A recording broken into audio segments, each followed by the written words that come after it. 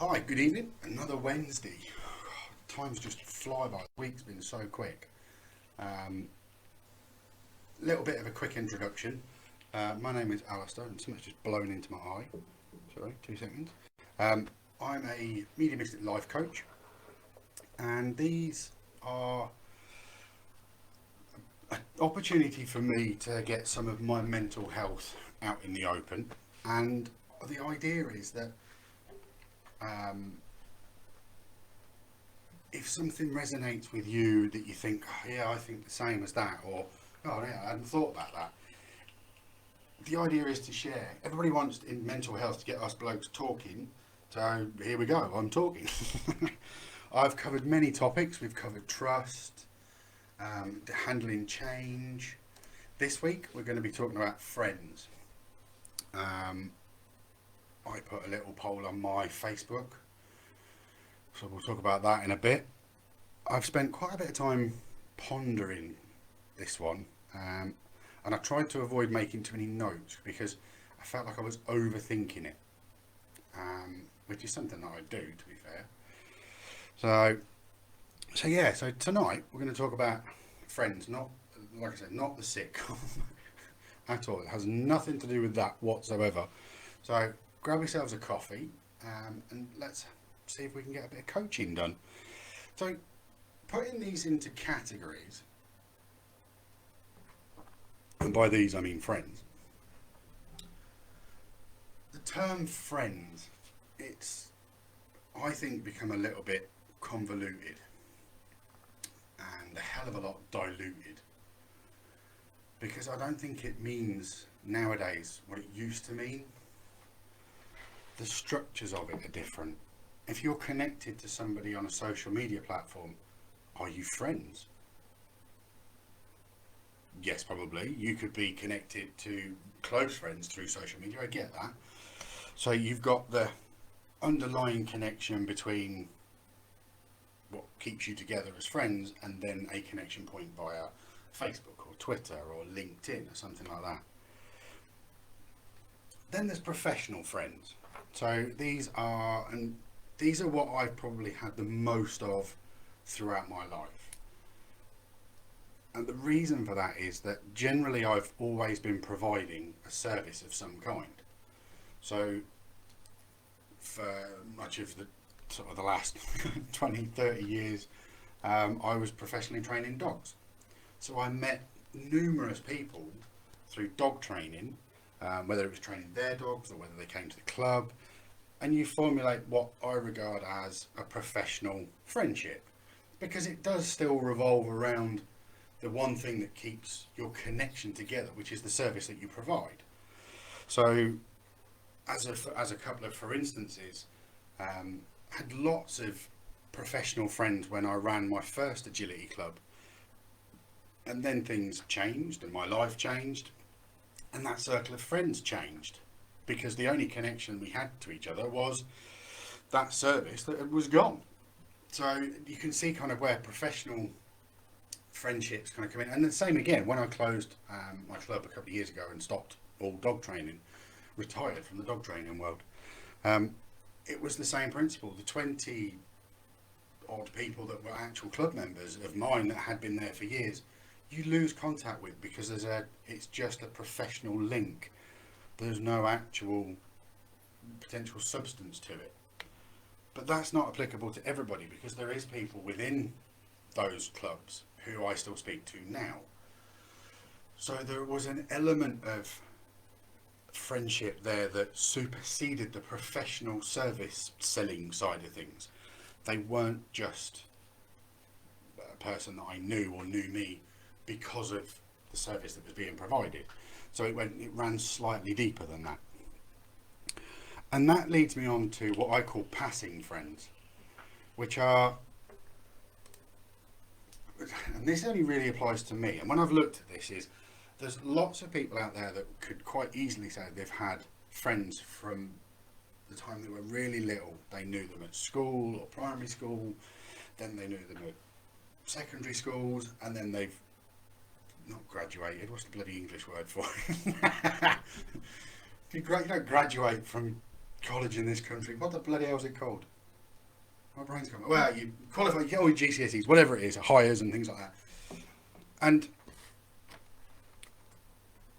they've known each other for that long.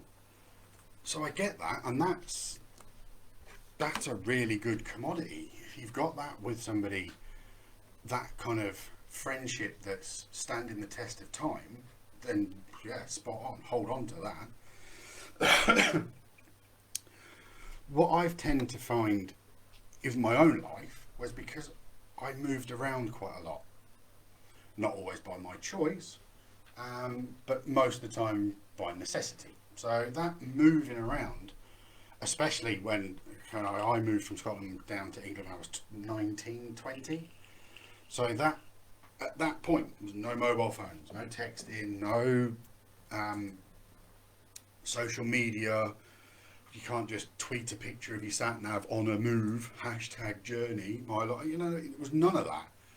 So personally, I've reconnected over the last couple of months with some people I found on Facebook that were my friends 25 years ago, nearly 30 years ago, and reconnected and had a chat, and it's been pretty good. And yes, loads of time has passed, but in theory the connection was still there because they remembered me when I sent them the request via Facebook.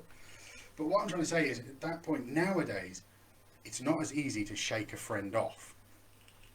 Before, you could, if you moved, that was pretty much it. Unless you exchanged numbers or sent letters, you could avoid the connection, I suppose, in theory. But if that was the case, they wouldn't technically be a friend. There's a bit of an issue there. So let's go down the route of everybody on my Facebook page. Facebook states that those people are my friends because we're connected on Facebook. And I'm sure some of my friends will now potentially come onto this video to watch. And let's see whether I've got any at the end of it by the time my brain's finished. Farting out this information. So what do we know about friends?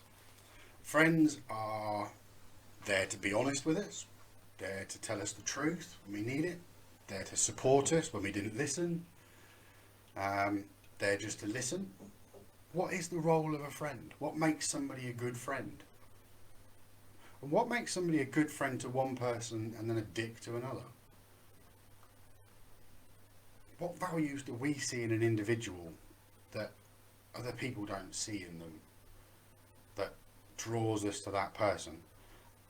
And I'm going to be quite honest here, as a person that feels I've been judged all of my life, always had somebody judging me, whether it was at school for being the English kid in a Scottish school, so I was judged by my peers, I was judged by the teachers. Then you come out of there and you're trying to get a job and you're judged by the people that are trying to employ you because you're still English, nothing has changed.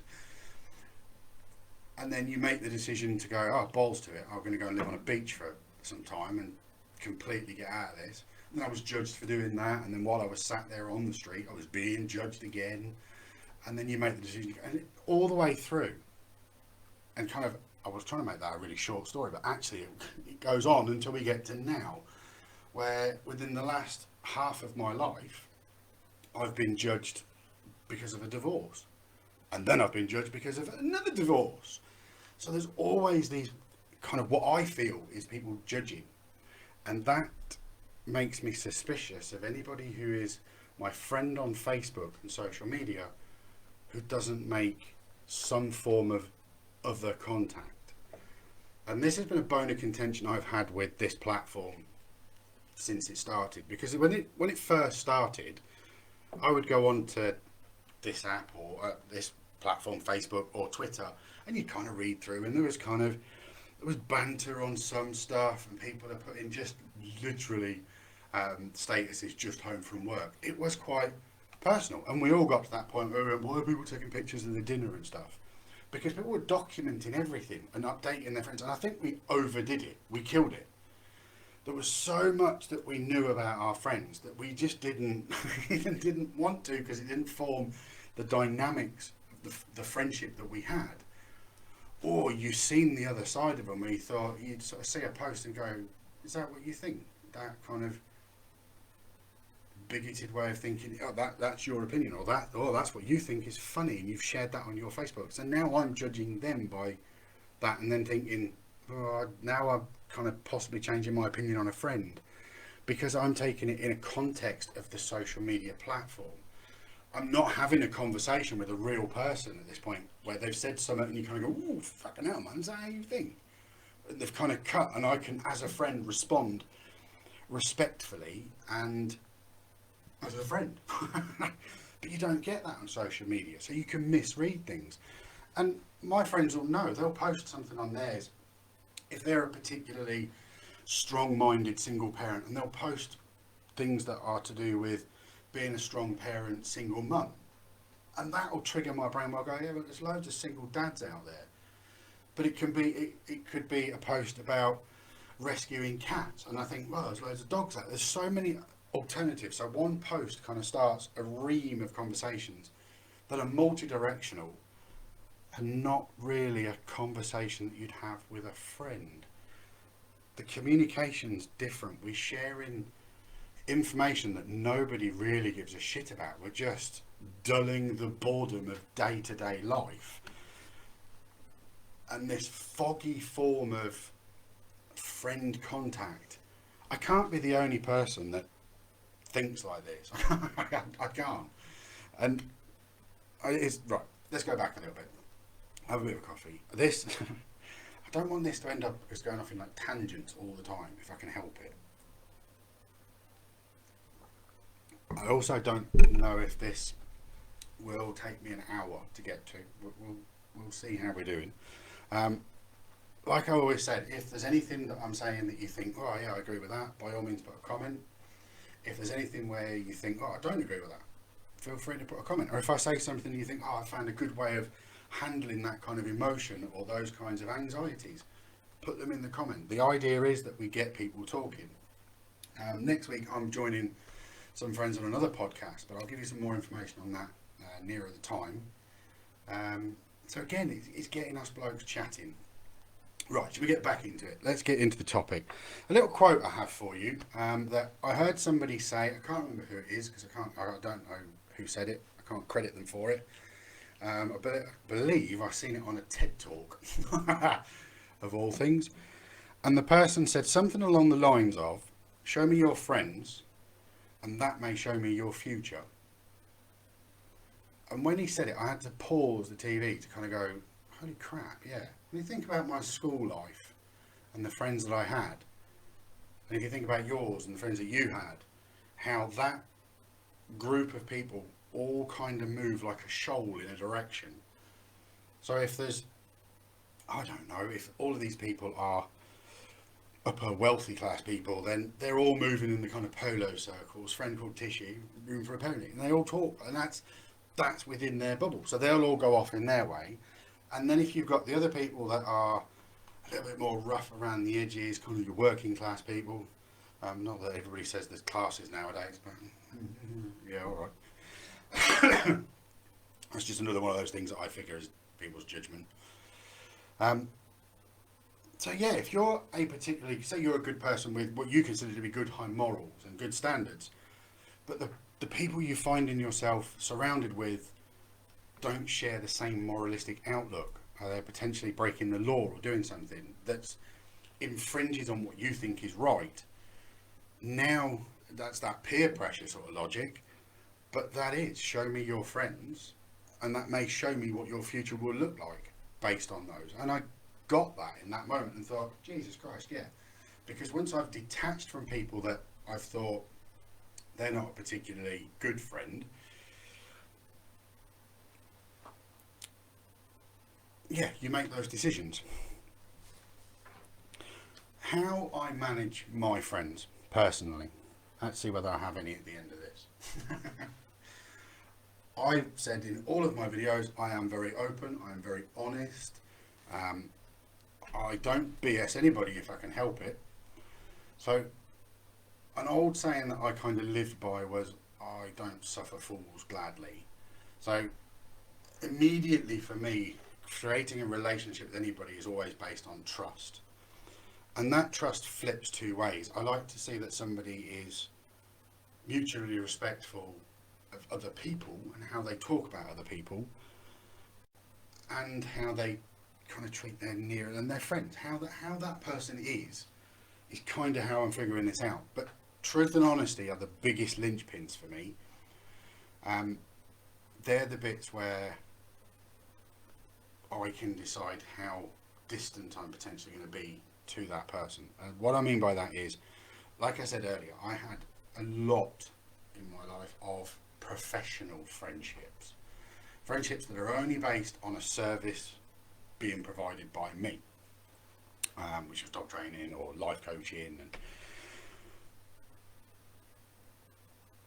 in those instances, there was no friendly depth as such, but I didn't negate any information. I'm not a person that I'll wait until a relationship blossoms before trusting somebody. Oh, I'll trust them straight away with a certain level of information. And being that I'm kind of on here talking live to Facebook for however many people are potentially going to watch this, all of this stuff, saying that one person to somebody, saying that one thing, or that kind of opening up to somebody, I don't find that difficult as such.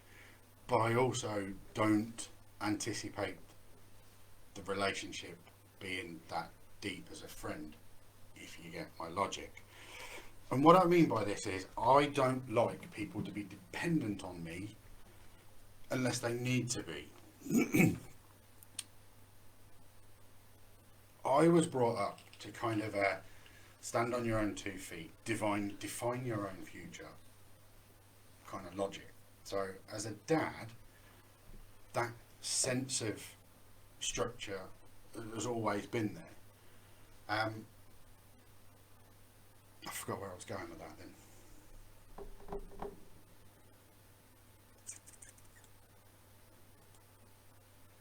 Yeah, sorry, I lost the tangent there. Let's get back onto another one. It'll come back to me. Oh yeah, that was it. Relying. I put a note here. I don't rely on friends. I never anticipate the relationship being very long, very massive, very meaningful at all. And as each kind of milestone comes in a friendly relationship, I don't know what it could be. You meet up for coffee, you go out for a drink, just whatever kind of makes you friends. You chat on the phone, you video call, you meet up on the PlayStation. I don't know, whatever it is that connection is, starts to develop. And that's where I start to kind of worry a little bit, because it's like, how dependent is this person on me now for when they're bored and their time? And it becomes quite selfish, I know, because I'm a person that's quite happy to sit on my own. I'm not person dependent. I get it why people get so kind of hung up on friendships must be meaningful. I mean, I haven't spoken to my best mate, God, it's got to be for a few months.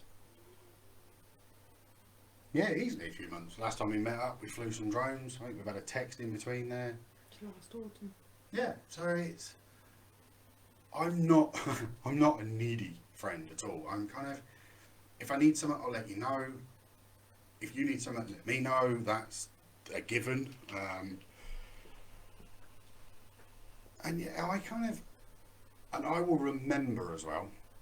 I'm a firm believer in paying things forward. So there's a number of people I've met throughout my life who have probably perhaps done something for me, helped me, I don't know, build something, overcome something, I don't know, whatever it is they've helped me do. We may not talk for years. We may not see each other for a long time. But as far as I'm concerned, you've paid something forward that's worth more to me than money. And that means that if you ever need something, I'm there. So if you're a person watching this and you think, well, I helped him sort that, I owe you one. And I mean that as a genuine kind of, because of my generation, it was a man's man's word and a handshake. You do a favour for a favour. I've never kind of had many friends like that. Most of the time, I've made it a professional swap around. So let's say, for instance, I don't know, I meet somebody or start chatting with somebody, and I find out that they're good at building a website. At that point, what I will do is my brain will start to go, oh, I could get them to do a website. As a friend, I could help them out because I could pay them to do the website. But now what I've created is a professional friendship, not a real friendship. I could have formulated that in a different way. And I mean, this is a hypothetical situation. I could have formulated that in a different way and just kind of learned from them how to do my own website. So it's like an information swap kind of logic. But I don't. I will immediately try and create a professional aspect within the relationship because I can cope with that kind of relationship much better than an emotionally connected, potentially needy friend. And I don't know honestly if that's a bloke thing or just a me thing, but that's kind of how I am. If somebody's needy, I've heard my girls talk about toxic friends and things, and you kind of, yeah, I get that, I can see it, but they're not friends. If that's your opinion of them, they're not a friend. Or have I just got completely the wrong end of the stick when it comes to friends? I don't know.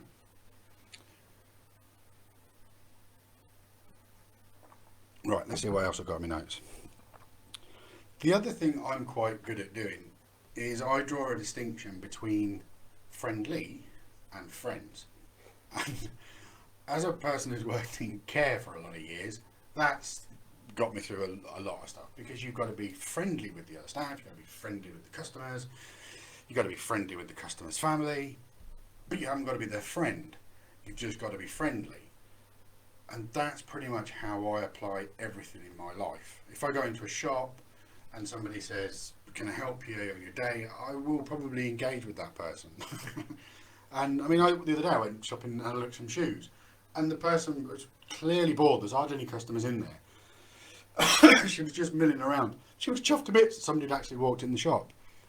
So kind of just having that chat with her about shoes, it's not a friend thing, but in theory, that is as much contact as I have with some people, more contact than I have with some people through Facebook. But it was just me being friendly. And that kind of leads me into a little bit of what I think is now happening because of COVID. We're losing that friendly aspect. We've got masks on our face. Half of our face is covered up already. People need to start smiling with their eyes and start walking with a little bit more of a jolly step. Because when I was out the other day, I was amazed by actually how many people there are. I'd forgotten just how everybody looks different. And I know this sounds insane, but when you've spent time in a bubble with the same people and probably watching pretty much the same stuff on TV, everybody starts to look the same. Going out, all of a sudden, wow, there was all these people. Before COVID, they were just white noise imagery in the background of whatever I was doing. Now, because of COVID, I could see them, and they were felt, to a certain extent, quite imposing, all these people. And it's going to take a bit of time, I think, for me to get used to kind of those people just going back into the background a little bit and not being the focus of, I need to get to point A to point B without being socially too close to somebody else. And I think that it was quite tricky. Like I said, as a person that studies sociology, you can't help but people watch and then analyse kind of how you feel about certain situations.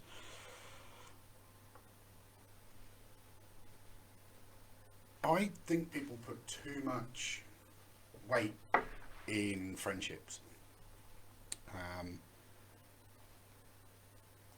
Maybe that's because I'm just not a needy person like that. Maybe I am needy. Penny's nodding, but I'm not. Well, I am, kind of. I'm so decisive, as you can tell. Mm-hmm. The other thing I want to talk about as far as friends are concerned, and this is to do with friends that think they know you.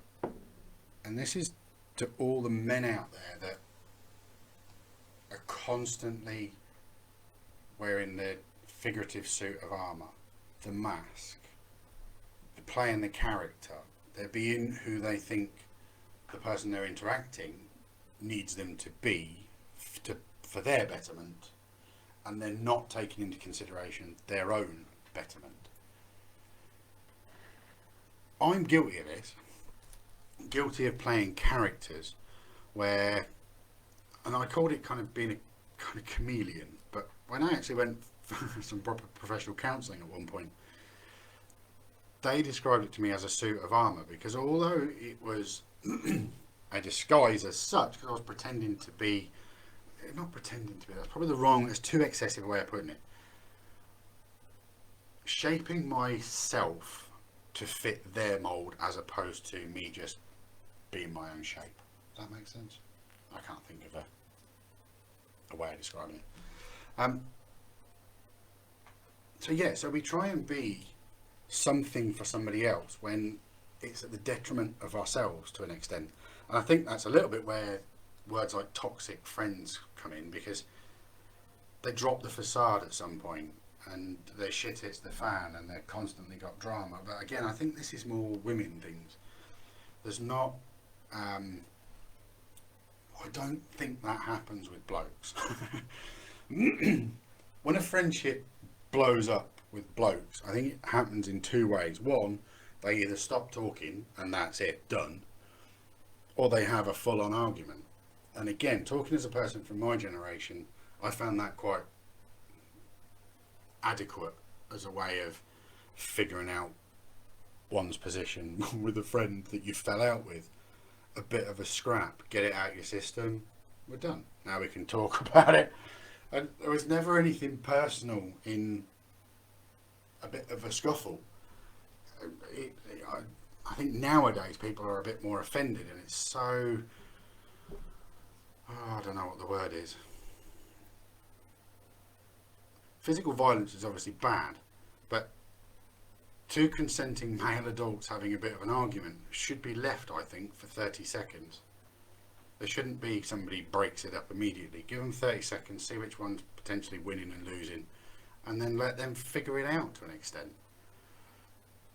I think that form of self-expression is missing from blokes, and I think that would help. Maybe we all just need to get friends and then go do MMA or something. Maybe that'd do. Maybe that kind of the logic. Friends surrounding relationships is my next topic. People that pick sides. This has happened to me, well, I'd say once. The first time, I think, I misunderstood just how professional the relationship was as opposed to personal.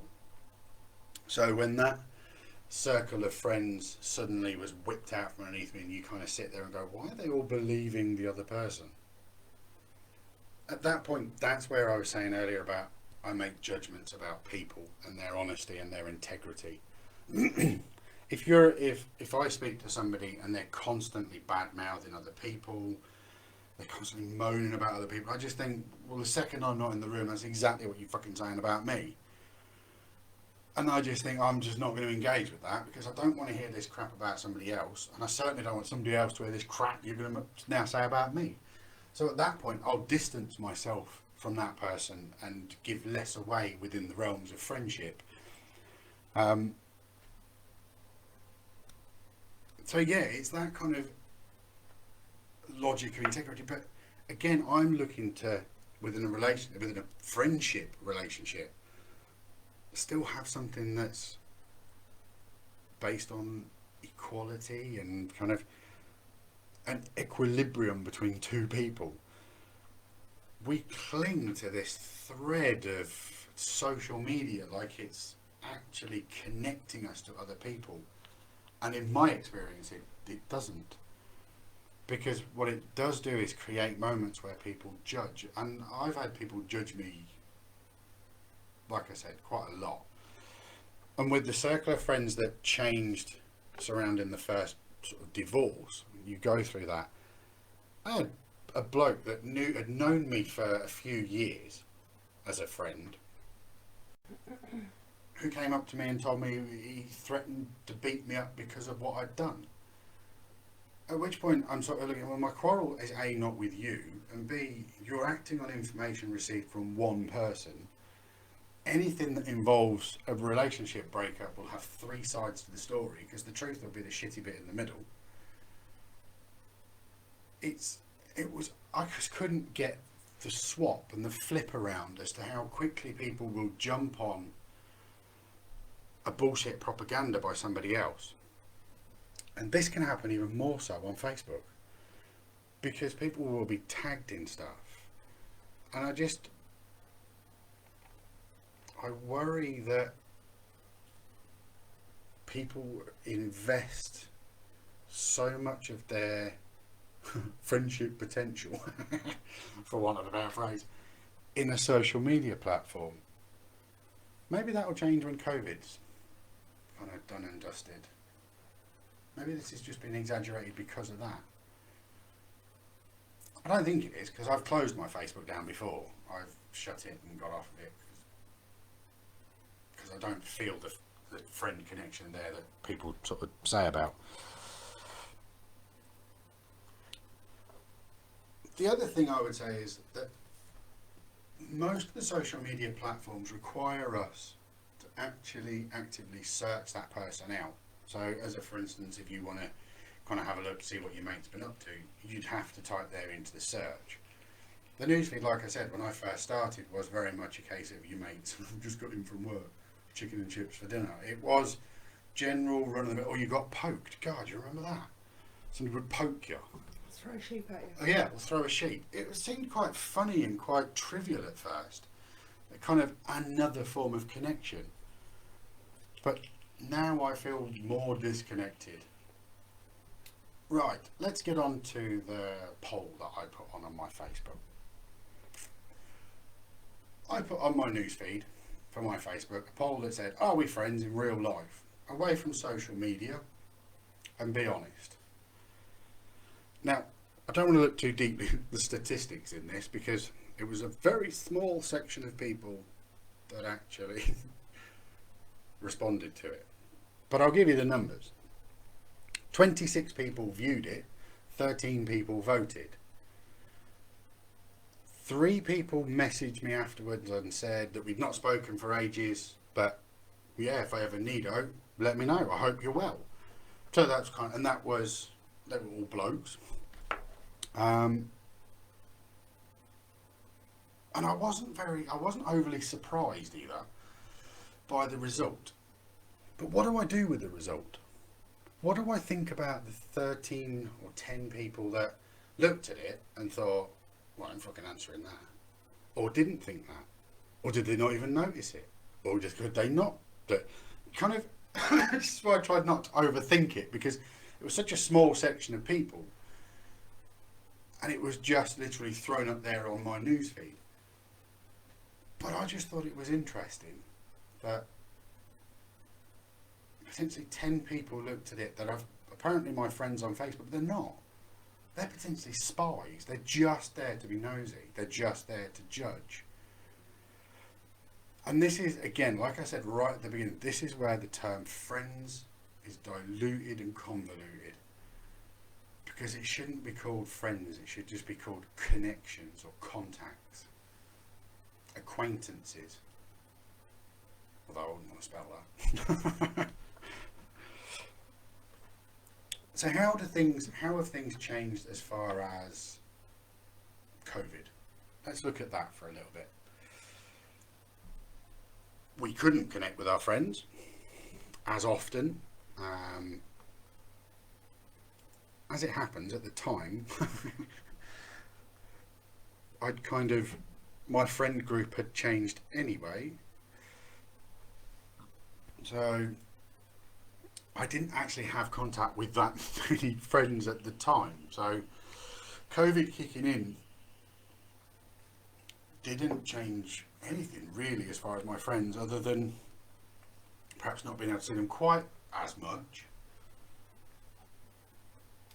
But I don't think it changed anything as far as close friends.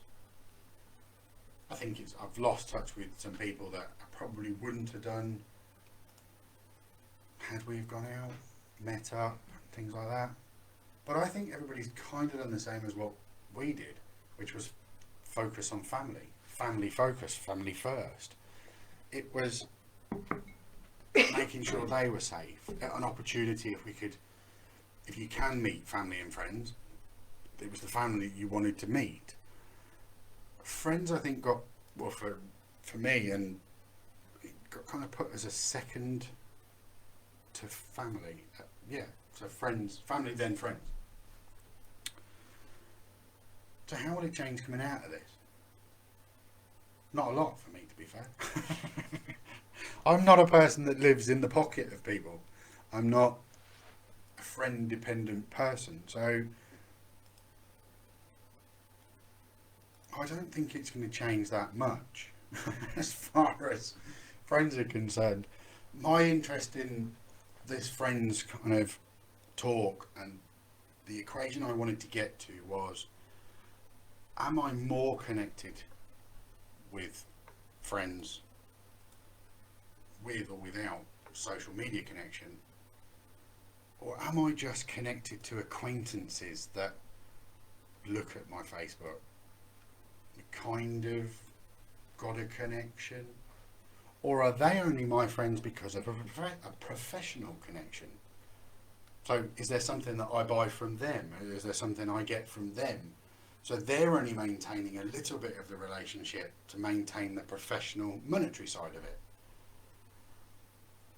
Then there's all my friends or people I know on social media platforms where I'll share their posts. Are you doing that first because of what I'm saying, or are you reading something? No, my computer's crashed. Oh. It distracted me. Penny's like that. And I'm like, what have I said? Oh, yeah, that's proper broke.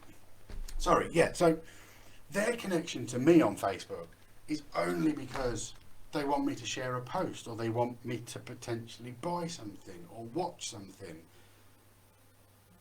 So, I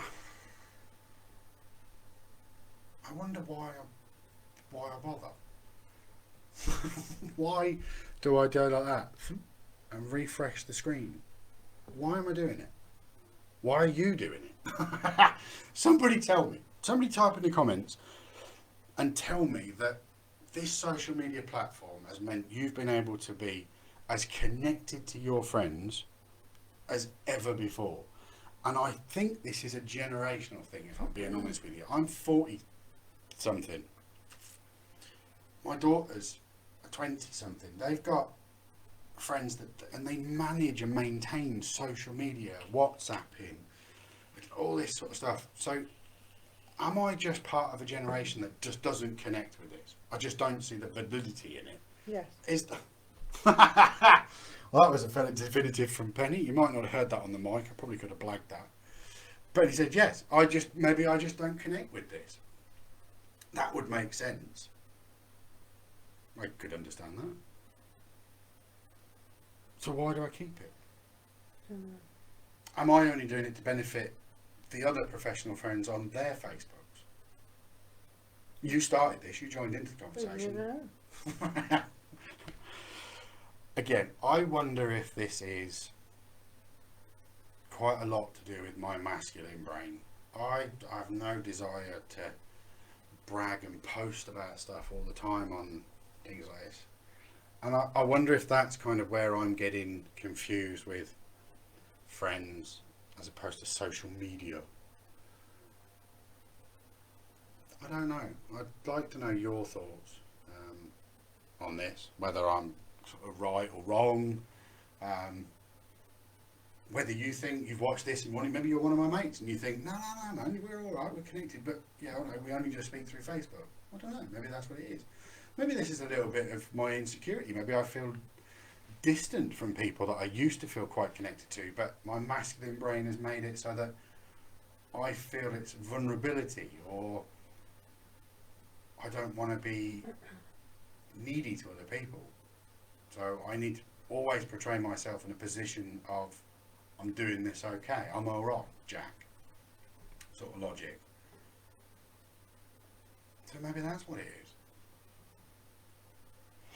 What else? What have we got?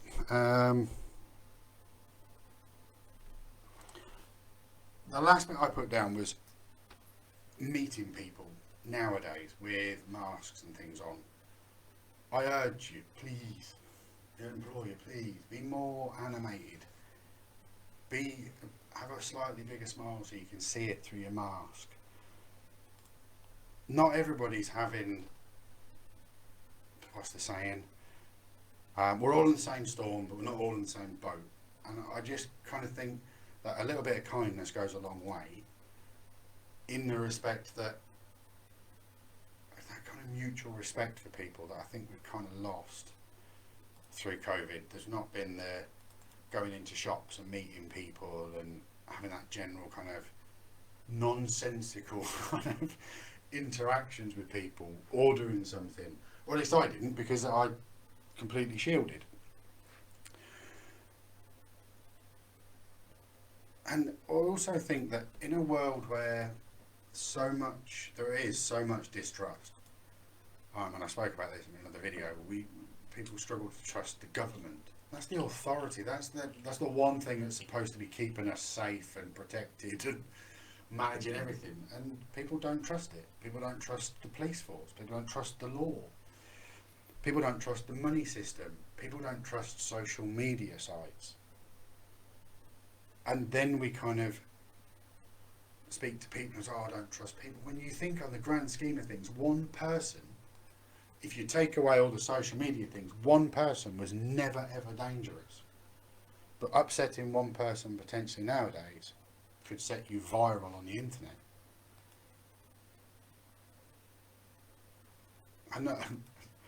Sorry, just on a slight tangent, dash cams. Oh my God, in my day as a kid, if you were a snitch, you got stitches.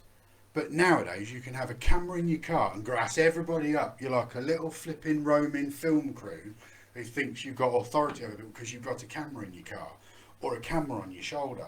Or it's just everything now is catch that person doing something they shouldn't do so we can blast it somewhere and discredit them. And I think this is a really dangerous thing to get stuck into. Friends, yes. Sorry, it's a tangent. But that's part of it, because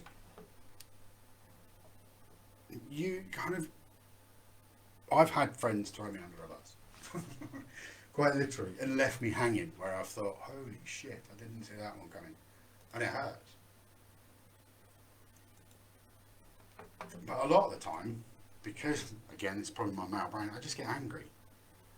And then once I get angry, I get motivated. Once I'm motivated, I'm moving forward from it as a positive to me. But I can see where a lot of people will go, well, if you're angry, it's a negative. No, anger's a valid emotion. If I get angry, I want to get angry about something. I'm going to work my way through it. I'm not going to inflict anything on anybody else, hopefully.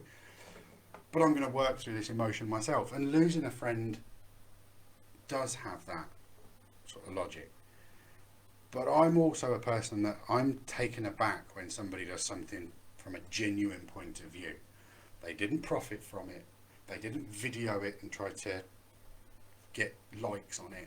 They're not bragged about it on their Facebook. Just a genuine, honest gesture of goodwill between two people that only they know about. That kind of connection, I think, we struggle with a little bit nowadays, and I hope it gets better. I do. I hope things change and we kind of go back to normal. But I wanted to reassure people on here, especially blokes, that if you're a bloke like me I'm not a massive Friends fan, and again, I don't mean the sitcom. I just mean as in, I've got good friends, and I consider myself a good friend. And if my friends need out that they think I can help them with, then yeah, they should damn well contact me. And vice versa. If I think that I need something that one of my friends could help me with, I would contact them. Or would I? A couple of my friends have posted on their Facebooks about men's mental health. Great. You shared a meme about mental health, men talking, things like that. The irony of the post is that nobody was talking. It was a meme, just words, an advert for probably a mental health company. Somebody down the line makes money out of that meme that you just shared, thinking that you're helping somebody with their mental health. If you want to help somebody with their mental health, phone them. Simple as that. Contact that person. A random text message, somebody saying, "I hope you're having a good day. Was just thinking about you. Do you remember when?" A random memory of something from the past. Brilliant. You break the potential monotonous cycle of their day, and you've made a genuine connection. Sharing a meme on Facebook that says, "The more men should talk, come on out, men's health." I didn't help anybody other than the page that you shared it from. I can't stress this enough, but it really fucking annoys me that men with mental health don't connect when they're given an opportunity to do so, because they'd rather go round in circles, because that's how we handle stuff. But society doesn't want us to do things like that. They want us to connect with friends and talk about our mental health. But as I've just spent the last 40 minutes describing, not all men connect with friends the same way that the people that write the mental health pamphlets would like them to. I've had more deep and meaningful conversations about my mental health with people that I've met for the first time in a random situation. I'm kind of putting aside Penny for 1 minute. But on a point, actually, while I'm here, when I met Penny, I was in such a place where I was so sick and tired of being the fucking blameworthy person each time, and I'm always seem to be the one that got the blame for the breakdowns in relationships, and then I walk away and I get nothing from it. Because of that, I didn't want any of my mental health stuff to cause an issue between us. So right at the beginning of the relationship, I explained everything. Anything that fits the small amounts of PTSD side of things, my anxieties, how I process things, my grumpy sort of nature, which sometimes does look aggressive. I'm just angry. It's normal. And I kind of wanted it to do an all cards on the table so that Penny knew what she was letting herself in for. But you can't do that with a friend. And I also don't know if let's say for instance I rang my best mate and sort of immediately broke down to him on the phone. I don't know if that's how our relationship could fucking bend to that. Again, as a 40-something-year-old bloke, being upset, being emotional, being mentally broken is a weakness as far as I'm concerned. So any display of that to anybody, a friend or a stranger, is that weakness.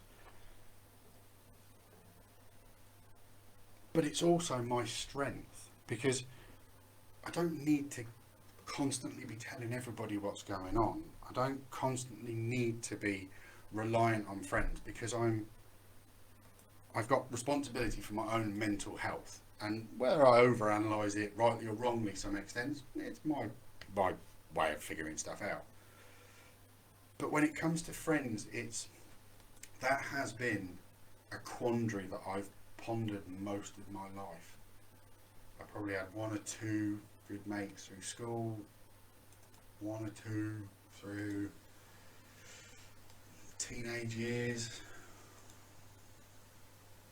and then from an adulthood, yeah, I could probably count on one hand. But I'm not. That sounds really bad, because I can imagine there's people out there going, "Oh, I've got a massive circle of friends." I haven't, because all that circle of friends means is I've got to manage people and I've got to remember stuff that they tell me. And like I said at the beginning, I'm quite a selfish person. I like my own space. So to invest in a friendship takes a bit of time and a bit of courage, because it's seeing that person warts and all. You kind of it's like you see them off the record, behind the curtain, and that's a scary process. And I think that's where social media fills that void, because we fill that little bit with the bullshit that we post on here.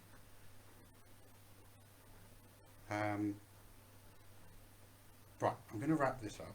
It did get a little bit ranty. I apologise for that. Well, I don't apologise for it, because I'm passionate about it.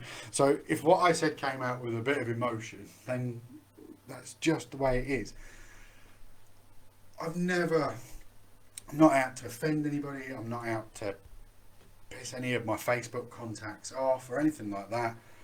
But at the same time, I'm watching all the connections that I've got through social media, and I don't know how long I'm going to keep them for. I'm not sure if this platform suits my purpose within the realms of friends, and I don't know. Maybe I'm wrong. Like I say, lots of people must get a connection through it. So yeah, I hope you've enjoyed it. It's been, it has been a little bit ranty. Some of the topics there are a bit, because things have changed so many times. I've been stabbed in the back by so many people that wrongly I had categorised them as a friend. But you never really know a true friend until the end, because hindsight's the only bit that gives you clear visibility. And until you get the hindsight, they're a friend. So yeah. I don't know what to talk about next week.